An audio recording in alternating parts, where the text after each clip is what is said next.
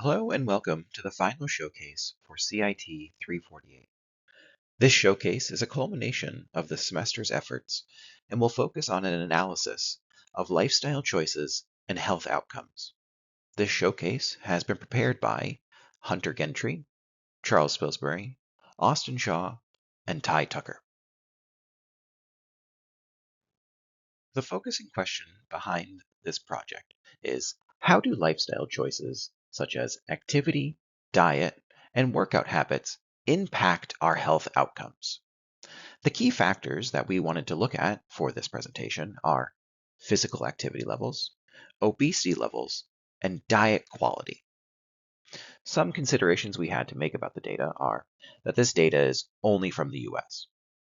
The analysis is on a state level, not on individuals, and there are some factors that we are unable to account for.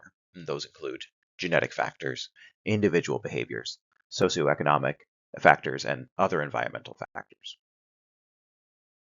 Health outcomes affect each and every one of us.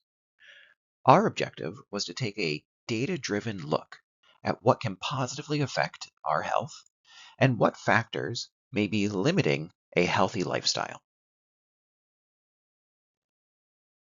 In order to effectively be data-driven in our results for this presentation, we followed the CRISP-DM process.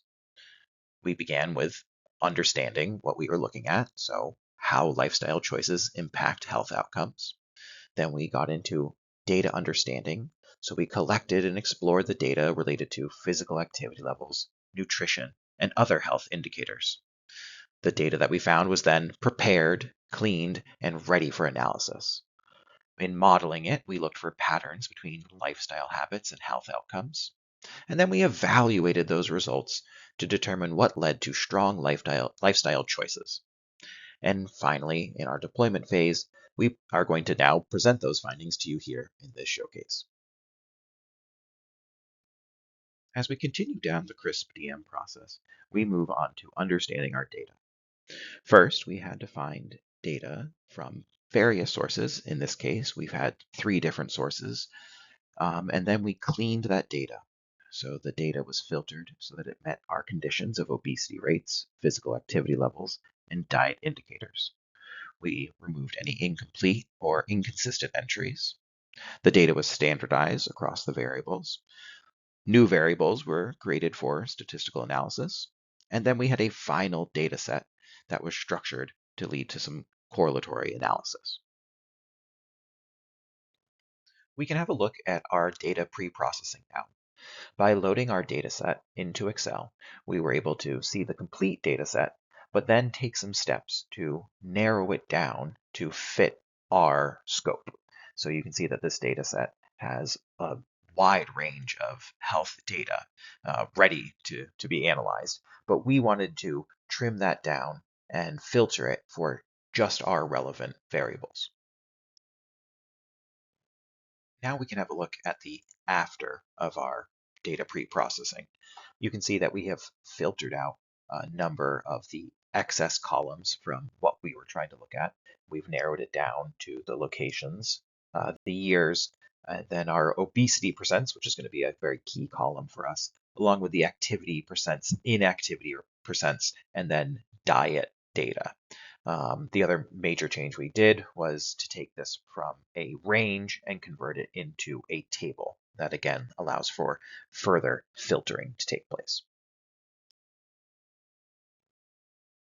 Before we continue any further into the analysis, there are some key terms around this topic that we want to ensure everyone understands. So those are lifestyle choices, which are everyday habits that affect our overall health. Physical activity. This is any movement of the body that uses energy, such as exercise. Diet and nutrition. This is the quality of food a person eats. Health outcomes. These are the effects of lifestyle choices on a person's overall health. Chronic disease. Chronic diseases are long-term conditions, most commonly heart disease and obesity. And then well-being. This is overall mental, emotional, and physical health. Based on our focusing question, here's what we analyzed. obesity rates for the whole country, obesity rates, physical activity and health, and then obesity rates, diet and health. On the following slides, you will see our findings. On here, we can see obesity rates. These four charts taken in 1990, 2000, 2010, and then 2022 show the scale to which obesity is on the rise globally. If we want to hone in particularly on the US, you can see a deeper and deeper shade of red, meaning higher and higher levels of obesity. In 1990, not a single country in the world was over 20% obesity. That has changed a lot. As of 2022, we are over 40% of the world. Once again, by using the tools found in Excel, we are able to create some visuals around the effects of physical activity on our health. Here we can see that those effects have been plotted out with a scatter plot. We have then done some correlatory analysis with this to see what the relationship between inactivity and obesity is. And with this, we find a correlation of 0.60, which suggests a rather strong linear correlation between inactivity and obesity. Continuing our correlatory analysis, we move on to diet and health. On the axes, we can see a poor diet index score and then an obesity percentage. So the higher up on the index, the worse the diet.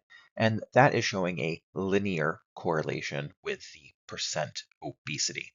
And again, analyzing this with the correlation formula, we find that the diet risk to obesity correlation has a R of 0.53.